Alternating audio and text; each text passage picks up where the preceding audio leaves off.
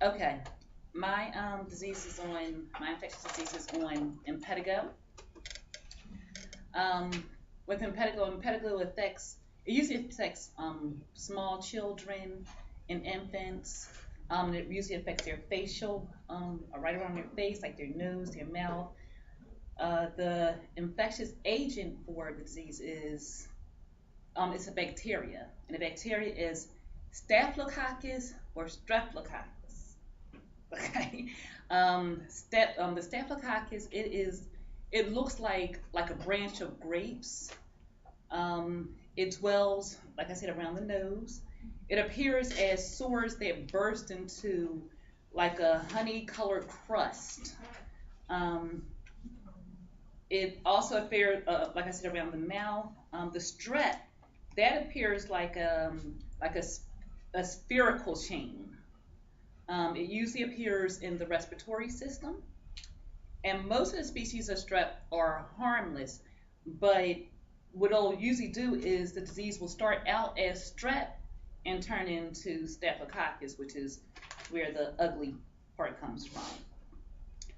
The reservoir source would be people that come in contact with the infected source. Um, the staph actually has like an affinity to plastic, so it's commonly found on like orthopedic prosthesis. um, the reservoir can also be fomites, which are like tables, doors, knobs, clothing, bed linen. It can also be found in food and water. The ideal climate for it is like hot humid climate. um, and like to like prevent the sores or prevent it from passing on from this stage, you can use general cleaning practices and disinfect like the toys, the tables, surfaces, things like that. The portal of exit are secretions, excretions, and body fluids. The means of transmission would be either directly, you're touching a sore indirectly through like the tables and toys and stuff like that, or it can be ingested through food and water. The port of entry would be non intact skin, the respiratory system, and the digestive system. Okay. I think I want to cross out respiratory system. I don't know why I had that there because I can't think about how it's transmitted um, that way. So I'm going to cross that out. We're going to say non intact skin and the digestive system. Okay.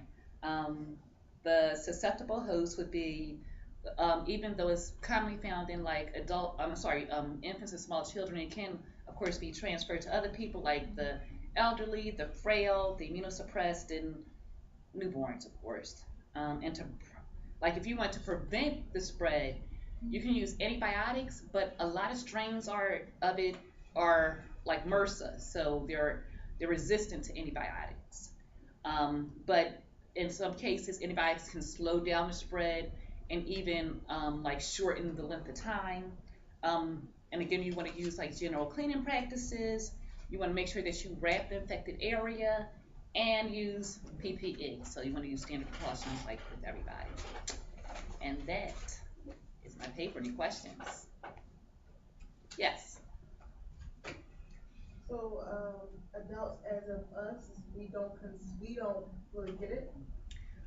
We can get it, but it's not more likely to get it. Exactly. We can get it, but it's usually found in small children and infants. Then you said something about pediatric. With who?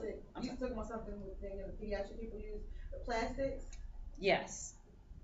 So what kind of plastic in those offices do they use that could transfer this effective agent? Well, my research it basically talked about orthopedic prosthesis, but it said it also that it had an affinity to plastic. So I would say anything that is plastic would be, could be able to latch onto. Exactly. Doesn't die. As far as I know, it does die. It only lasts for like a couple of weeks. The infection itself only lasts for like a couple of weeks, so it can die out. What that period is of how long it like stays like just on a table or something like that, that I don't know, but I'll find out for you. Thank you. Any other questions? Yes, Miss H. I heard you mention in the beginning, you talked about populations that are at risk. Yes. I didn't hear you mention the sixth step of chain of infection.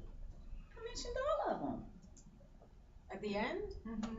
The names. Did you? I did. The I names. mentioned everything. My ears must have blinked or something like Y'all that. are her susceptible hosts, right? She said I elderly mentioned and all young of them. And that's why I want to ask. And then let's play it back. Yeah, we can play it back. There you go. So, what was the most interesting thing that you came across in your research? That even like certain strains of the Staphylococcus actually normally dwell in like your nose and stuff like that, so you can actually have it and it doesn't cause you any type of harm. But then, and that, I'm sorry, that's like the Streptococcus. But then when it turns to Staphylococcus, is when it becomes ugly and infectious. So you said, I'm sorry, you mentioned MRSA, Yes. and it turns into that? No, I didn't say it turns into MRSA. What I said is that some strains of it do become resistant to antibiotics. Such as MRSA. Yeah, exactly. Okay. Exactly. I'm about to say, that's a strong thing.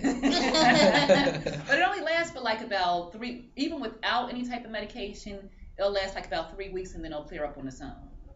I'm going home and eat that. Be interested to have you follow up on how it can. I'm not quite sure I follow how it changes from one strain From of the bacteria to another. strep to the staph. Yeah, I'd be interested to hear more about that. Okay. Follow up on that. I'll look up. Other than that, I'll look it up. any other questions? All right.